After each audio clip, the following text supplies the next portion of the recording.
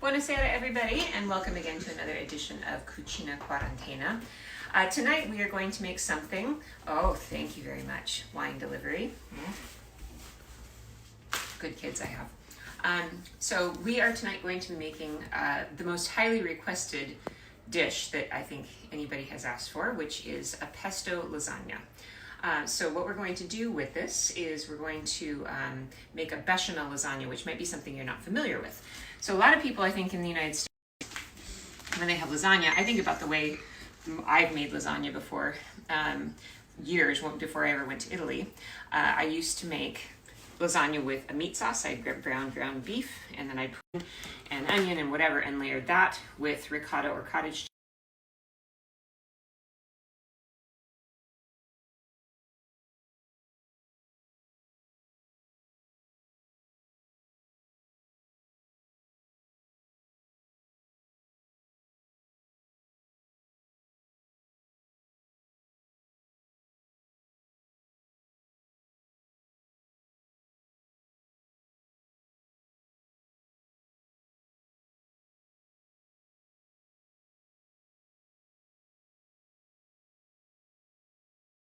If you make this base lasagna, the cream-based lasagna, you can put anything you want into it.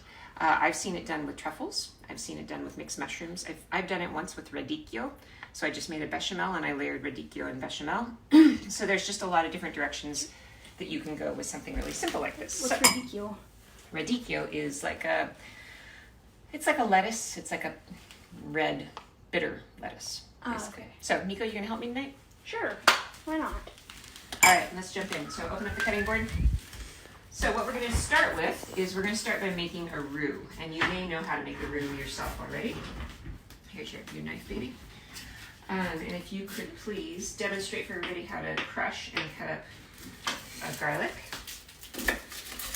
These are tiny little onions from our garden. These are kind of like the little rents, and I keep them around for when I have just a very small need of onion. So a lot of people will just make a roux straight away without any aromatics in it, but I think it's nice to do a roux with just a little bit of onion and garlic. There we go. Because that will be the base. And Nico knows you smash. Pretty well crushed. Yeah. How many cloves should I do? Let's do 2 cloves of garlic, so give it a good smash and then give it a really fine dice. In our evenings, after we are done talking to you guys, we've been eating our dinner, watching the Great British Bake Off show. And then briefly switching over to Parks and Rec. Parks and Rec, which is Nico's favorite show. But Nico is becoming inspired to bake, so we're gonna work on baking a little bit. I need to run a little bit more if we're gonna be doing more baking, so running every day is becoming the thing that fills my time in the mornings. I think I mentioned before, but Quarantena comes from the root word quaranta, which is 40 days. And that was the amount of time that Venetian ships arriving in Venice had to go into quarantine before they could sell their goods. The people and the goods had to be quarantined, and they had these little quarantine islands all over the lagoon. There's one called Lazaretto Nuovo that you can actually visit that still has the original quarantine shelters from the 15, 16, 1700s. But what I wanted to say was that 40 days should be the reason we call it a quarantine, but I think we're going to be calling it a quarantine at the end of all of this because we all will have gained 40 pounds with the amount of baking that we're doing. All right, I think that's a nice mince. I'll mince these. You mince one, I'll mince the other. So choppity, choppity, choppity, choppity, chop. I'm good at chopping. Wait. You're doing good, baby.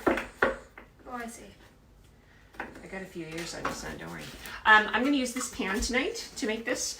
This is a pan by Emile Henry, and I just thought I'd show you some of the cool things I have. I used to work in a cooking shop in the winters when I was at loose ends, and so I have some really great cooking gear, and these pans are French, and they are the best baking pans because this ceramic finish on them is virtually stick proof. It's almost like Teflon, but it's not. Better for you. So these are really beautiful and a good thing to invest in if you're looking for something new for your kitchen. All right, so let's get rolling here. We're going to start with an equal amount of butter and flour, but we're going to just start with the butter alone. And so I've got how many? 5 tablespoons of butter. Seems like a lot, but we're gonna make a lot of the white sauce. Nico, do you want to toss everything in? Wow, that's a lot of butter. Yes, I know, it's a lot of butter. Sure. What should I toss in? Oh, just this stuff? Yeah, so help me out here. Just gather it onto your knife.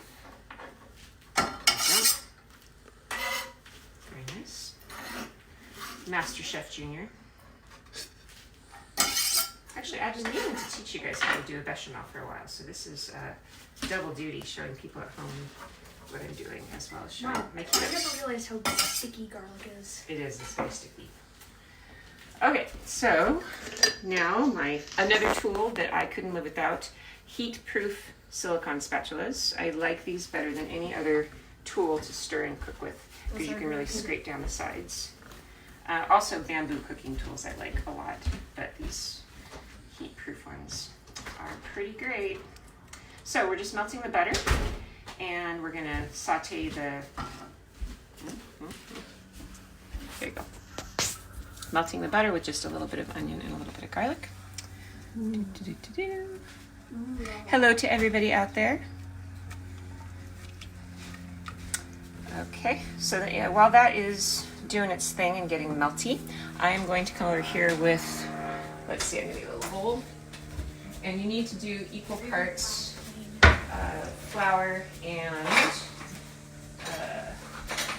butter. So I've got my little bowl, I've got my measuring spoon, and I'm going into the bag here. And I'm gonna I did 5 tablespoons, so 1, 2, 3, 4, 5. So there's 5 tablespoons of flour to mix with my 5 tablespoons of butter. So a roux is just like a thickening agent. So it's butter and flour cooked, and then usually what they want you to do is not to let it get toasty, but I like the toasty smell. So it's a matter of style. So what I'll do is I'll put the flour in here and cook until it turns just a very light golden brown, like a paste.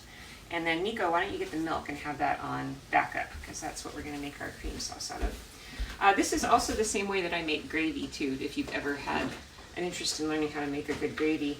I make a roux to start with, and then from there you can add broth or whatever you want to it. Milk on standby. Thank you, sweetie. This is also the base recipe for making good macaroni and cheese, which I know that Italians would probably not appreciate me suggesting you guys learn how to make macaroni and cheese, but I like macaroni and cheese. So that's another good pantry tip, is that if you do a bechamel sauce, you can go through your pantry and you can pull out all of the ends of cheese, like all the cheese that's just kind of starting to look a little bad, and toss all of it in. You can toss in a little brie, you can toss in a little gorgonzola, a little bit of, you know, jack cheese, whatever you've got laying around. You can just toss that in and make yourself a cheese sauce to go on whatever pasta you want. Almost, looks pretty good. Okay. Bubble, bubble. Bubble, bubble, toil and trouble. I hope you guys are liking these cooking things. I know this is a departure from my normal genre when I'm using my social media stuff, but you know, not a whole lot of travel going on today. My hope from reading news reports and things is, my hope is that we'll get back out traveling by like the summertime. I hope. Maybe I'm optimistic. And giving the people what they want. But they want ISIS? You can show them ISIS. They want the mystery of the ISIS. ISIS. The mystery of the off-frame ISIS. Yeah, she is always mysterious. All right, ready? Here we go. So this looks good to me. It's nice and bubbly. In goes the exact same amount of flour. So you can adjust this ratio if you want to make a smaller amount of bechamel. It's just 1 to 1. 1 tablespoon of flour to 1 tablespoon of butter. Make as much as you want. Sometimes I'll put more flour in than butter. Depends on my mood. But you see how it's nice and cooking up beautifully. I'm going to turn the heat down just a little bit and try to get all the lumps out.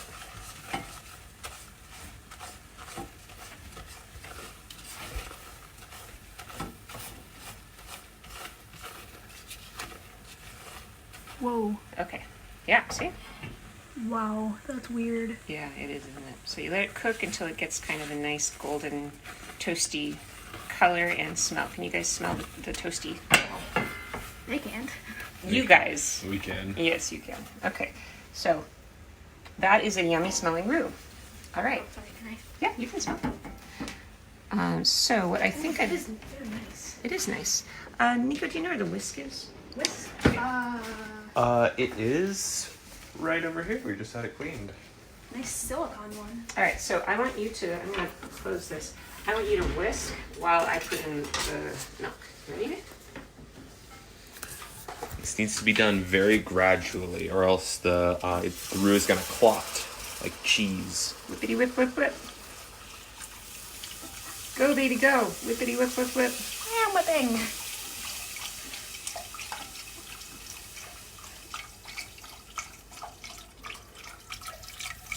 Now, am I giving you an exact amount? Nope, I'm not. Because what you should be learning how to do is to cook by eyeballs. So, Cook using eyeballs. cook using eyeballs, yeah. Cooking, luckily, is not like Maybe a baking. maybe a nice eyeball pasta. Yes, eyeball pasta. Mmm, delicious. Well, we do need to eat what we find. Okay, so I'm going to turn the heat back up just a little bit. Should I put the milk away? No, leave it out here because what we're going to do is now that we've got, I think, most of the lumps out of the flour, we have to let the milk heat and then it's going to thicken. And once it thickens, then I can decide how much more milk I want to add. So I don't want to add too much because what if it's never going to thicken? You know what I mean? So it's better to kind of add 2/3 of the milk you think you need and then let it cook up. And while it's doing this, I think I'm going to add some salt. Salt. Always a good idea. Always a good idea. Also, Karen McNamara, you said that you're going to make the eggplant parmesan. Remember a couple of tips. Remember to put a lot of parmesan on top. And remember to put more sauce on the top layer than the bottom 2 layers, because that's where the heat's going to be concentrated. That's what you're going to want to do. Also, don't skimp on. Yeah, actually last night I took my eggplant parmesan and I mashed it up and I mixed it in with my pasta. Because that made the pasta better. If I was going to be making just a cheese pasta, like a macaroni and cheese or like a baked ziti or something like that with a cheese sauce, I would probably add a little bit of spice to it. So usually to a cream sauce like this, if I'm going with a cheese sauce alone, I would add a pinch of nutmeg, I would add a pinch of paprika, I would add some white pepper, a little bit of cayenne, and a little bit of mustard. So I can do, oh, this is getting nice and thick. So I'll do that at another time, show you how to make an interesting cheese sauce. And another little tip when you're making a bechamel is always, always over salt your bechamel. Because it is so easy to taste it and think that it's perfectly tasty with the amount of salt, but once you put it over pasta, the taste gets bland really fast. So I salt it until it's the saltiness that I like, and then I add just a little bit more salt, because once it gets spread out amongst the noodles, it does not taste as salty as you thought it did. Come on, thicken, thicken, bubble, bubble. All right, so this is one of the most useful recipes that I can teach you guys, just a basic bechamel white sauce. From here, you can do anything you want. So go through your fridge, toss in vegetables, toss in cheese, anything that you want. This is not Alfredo sauce. So if you're thinking you can use this to make fettuccine Alfredo, it's not, because Alfredo sauce, which isn't really a very typical Italian dish, Alfredo sauce is cream. It's like boiled cream and cheese. So this is something different because it's got a thickener. Somehow even more gluttonous than this. Yeah, actually, it is more gluttonous. This is a silicone whisk, by the way, which is another heat-proof thing that I like so much. Whisks are good utensils. Yep. I like them. They are. Very multi-purpose. Also, Mrs. Judy Blackburn, you were talking about in the comments of the benefits of either pink or gray salt. Any benefits of pink or gray? I've never heard of gray salt, but I know that the benefits of pink salt are equal to any rock salt, any salt that comes from the ground. They have the same nutrient benefits. So like mineral benefits? Yeah. Isn't pink salt used to preserve things? I think that's one of the other things that it It's does. It's a preservative. I think that's prog powder, which they use for curing bacon, and Yeah, they put preservatives in there and stuff to cure the bacon, but yeah, pink salt and rock salt have the same nutritional benefits. Yeah. Okay, so Nico, can you please go get the mozzarella and the grater so we can grate some of that in here? This is about the right consistency. Yeah. And So if you have been in the Cinque Terre with me, you've made this recipe, or you've had this recipe before with the homemade pesto. And I'm going to make it slightly different because I'm going to make it with things you can get here in the United States. They're not going to use the kind of mozzarella that we use in the Cinque Terre because they don't have that kind of cheese in Italy. So they would probably use like a Parmesan or something like that to flavor the sauce. I like using the mozzarella because it has a better melt point. So it'll melt and it'll be a little bit more gooey, which is just a style thing. So if you want to go with the more traditional Italian interpretation of this, you would probably put in Parmesan. We can put in Parmesan too. But see now, just look at the texture. So the texture here, you can see it's bubbling on the sides, and you can kind of see the thickness. You see how as I'm mixing it? This is a very nice, nice consistency for a bechamel, I think. So it's about where it needs to be. And like I said, it's going to taste like nothing. Yeah. It tastes like nothing. It tastes like cream sauce. So adding the cheese, that's how we add the flavor. So I'm going to do just a little bit more milk because I want to make sure we have enough. Okay, and then Nico, let's grab, excuse me, Luca. Actually, Nico, could you also go grab the bag of Parmesan out of the fridge? oh yeah. Thank you. Okay, so now I'm going to turn this down so it doesn't burn. Okay. And there's some mozzarella. And then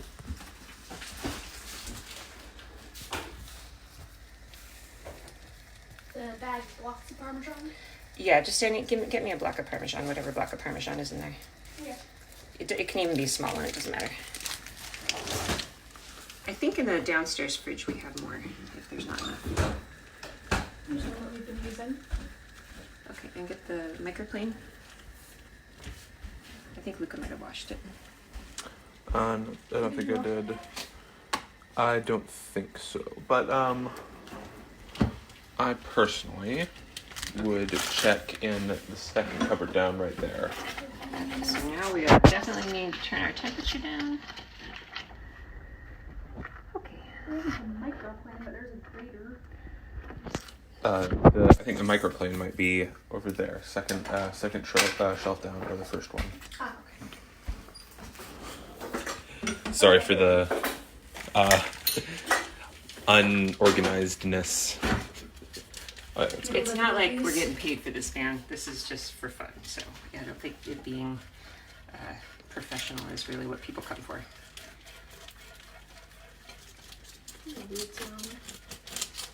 Okay.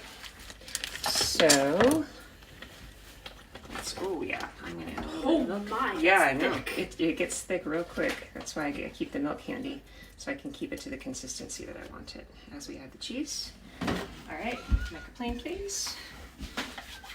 Oh, this one is not as good as the other one. This is gonna take forever. No, let's go back to this one. A microplane, the old-fashioned microplane, I think is much better than any other grater for hard cheeses. But the microplane, by the way, was invented by a guy who went out into his garage and he took an actual, what do you call it, plane, and he turned a garage tool into a kitchen tool. Okay, so this sauce needs to have a really mild taste because what we want people to be enjoying. There it is. That's the microplane. There we are. That's the good one. This, we don't want this to have a really aggressive taste because what we want to do is highlight the taste of the pesto. The pesto is going to be the main flavor. Nice and cheesy. It's cheesy. It's not. It's pretty plain tasting. So we need that. But that's kind of the Parmesan point, isn't it? That's what I said. Yeah. So, but I want it to be just a little more cheesy. Want it to be bland, but not too bland. Okay, that's a little bit more salt. And let's see how we're doing.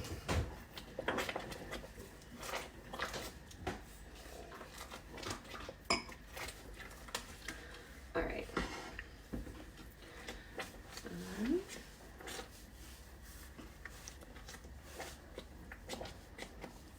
Okay.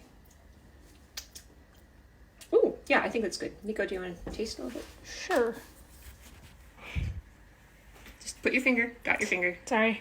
There you go. What do you think? Ooh. Yeah, that's good. All right, so I think this is done. Cheesy, but it won't overwhelm the pesto. Yeah.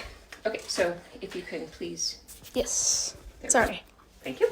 Next, what we're going to do is we're going to prepare the pan. And like usual, I like to put down a little layer of olive oil first on the bottom of the pan. Yes. That'll help the noodles to keep from sticking. And I'm not going to use my really good quality olive oil. This is more my less expensive one. So do that. Here, I'll put this over here so you can see better. Okay. Now these noodles, when you look for lasagna noodles, these oven-ready ones are the way to go. You could do homemade noodles here, but you have to parboil them. Because if you don't boil them at all and you put them into the pasta, they'll probably turn to goop. Ooh. Yeah, I've done it before. So Goop pasta is not good pasta. yeah, and the thicker kind with the weighty edges that's not a very traditional way to make pasta or to make a lasagna anyway, and you have to pre-boil them. I don't like to bother with the pre-boiling. So these oven-ready lasagna are great. And I need to turn on my oven. Bake at 3. I'm going to do 375. We have a great oven. We do have a great oven. This is an Electrolux oven, and it's a hybrid, so I have a gas top, and I have an electric convection oven. I'll show you of designing the whole kitchen. So we're going to just put down, let's see, 2. Yeah, I think 2 is good to start. The idea with a pasta like this is that we want to make sure that we have a lot of noodles, because the feature of this pasta is not the sauce. The feature is going to be the noodles. So what we're going to do is have lots of layers of noodles, and I think I'm going to use a big spoon. So all I'm going to do. What, Luca? What do you want? Nothing. We're switching between I see. cameraman roles. Gotcha. Okay, so pretty simple. You want to make sure that you are putting enough sauce on each layer. The idea here is that the moisture from the sauce is going to cook the noodles.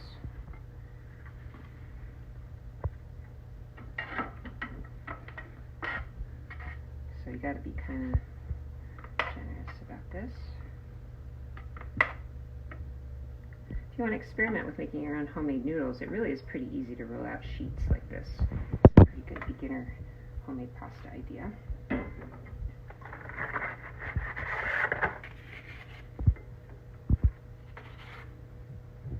And another thing, when you're baking it, just remember as it takes on liquid, it's going to expand. So I know it looks like this is not filling the whole pan, but actually when it starts baking, it will do that. I could, if I wanted to, and maybe I'll do this now, add a little bit more cheese to one of the layers. Yeah, why not? Let's do that now. A little bit of grated cheese. Yeah. Mozzarella. Do you want to do a little Parmesan, Nico? Sure. Here's the microplane. Grab the Parmesan. Great thing about using this microplane on this block of cheese is that we always use this microplane on this block of Yeah, because cheese. it's got grooves in it. You can tell we always use it. Okay. It's a pretty great use of it. It's a groovy use also. Oh. Bad mom jokes. Oof. All right, that's good. That's good. All right. Okay. And then come back in here with more layers. I don't know if we'll use all of them. Probably not all of I them. guess you could say that those are some pretty cheesy jokes. Okay, that was good, Nico. I will give you that. Nice. He's our pun man. So we're going to go and add layers until we are out of sauciness. So we are going to probably be able to do maybe one more layer after this, and then we're going to be with our sauce.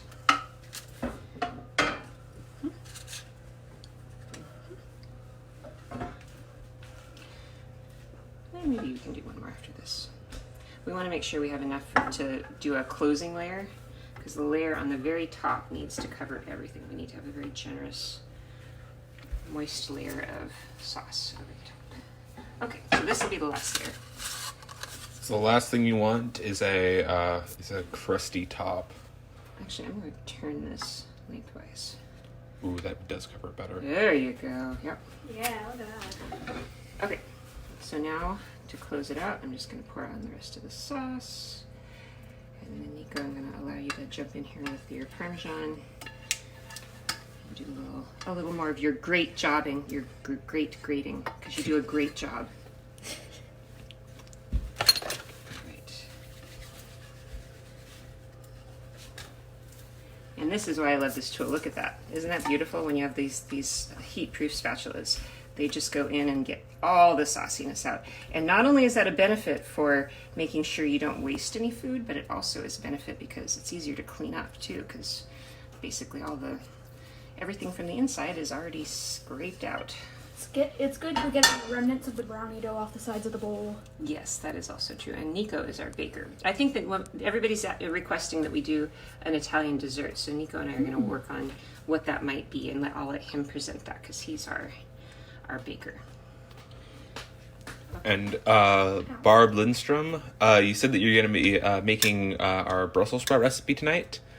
Make sure not to skimp on bacon and cream. That's what really makes that recipe. Oh yeah, really don't skip on bacon. Yeah. Bacon is really a big flavor on those. Yeah. Lots of bacon, lots. I think the key to the Brussels sprouts, though, is to not cook them whole, to slice them. And you slice them into about, 1/8 inch thick slices. And that makes them cook really fast. You can saute them instead of boiling them or braising them. And sauteing them, I think, makes a difference. Okay, Nico, get in and put your Parmesan on top. Okay.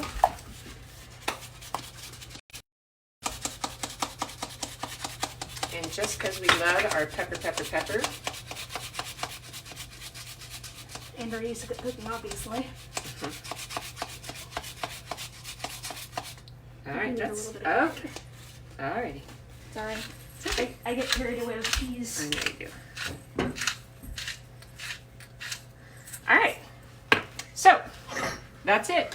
That's all there is to it. I'm going to pop it in the oven in a couple of minutes, and I'm going to bake it on 375 for about half hour or so. I think I'm going to put some tin foil over the top to start, and then I'll remove the tin foil a little bit later in the bake. Actually, why don't you grab the tin foil, Nico? Tin foil? Yeah.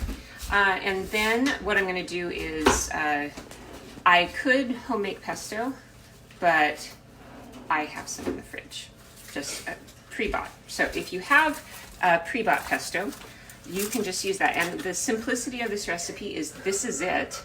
And then on top, you're going to just pour a whole bunch of green pesto. And then that's it.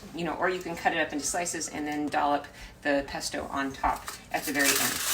You don't want to bake the pesto into it because it's going to turn out not as good. So that's all there is to it. You do this lasagna, take it out of the oven, slather the top with some pesto of your choice. Basil pesto, obviously the pesto genovese, but you could do a walnut pesto. You could do that arugula pesto I made the other day.